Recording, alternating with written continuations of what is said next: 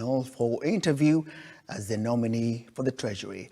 Ndung'u endured a spell of stinging questions on his suitability to run the ministry, with corruption allegations while he served as a CBK governor coming to the fore.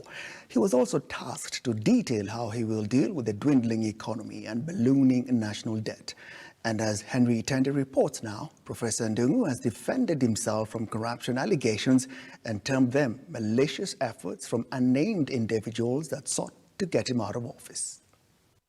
The result was that it gained 3.114 billion shillings. Day 2 of the cabinet vetting saw former Central Bank Governor Professor Njuguna Ndung'u appear before the interviewing panel to present his case as to why he should be appointed the next Treasury Cabinet Secretary.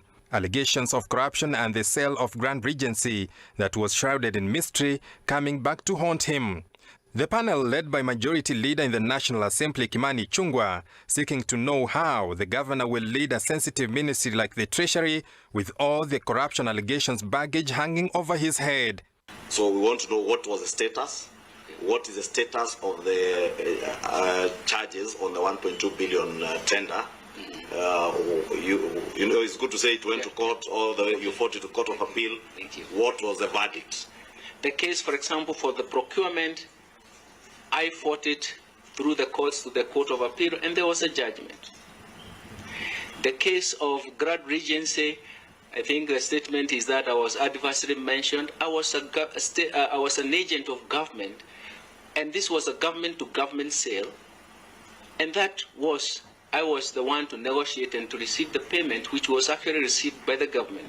And for your information, the end result was that it gained 3.114 billion shillings that was actually used in Lamu to dredge the port. With the panel pressing hard for assurance that the former CBK governor will work within the spectrum of the law to prevent misappropriation in the national coffers, Professor Ndung'u reiterating that he is a clean man and all allegations leveled against him were in bad faith. I have been a victim of abuse of the criminal justice system. For example, the procurement that has been mentioned, the whole idea was to get Njuguna Ndung'u out of the central bank. How do you do it? That's why even if you go to the records, you will just be embarrassed, the kind of facts. On the sensitive matter of ballooning national debt and a poor-performing economy that is threatening the livelihood of many Kenyans, Ndung'u was tasked to detail his plan to rejuvenate the economy.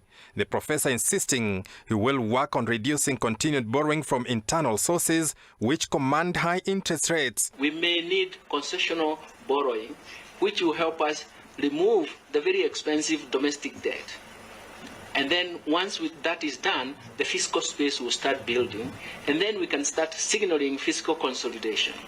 If the government doesn't have fiscal space, it means that it cannot finance the environment. That's the main issue, and that is the main spin that we want to make sure that we have.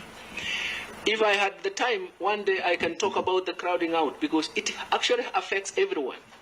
So it's something, but how do we resolve it? It's actually coming back to trying to create fiscal flexibility by the government so that it will do that. Henry Tende, Look Up TV.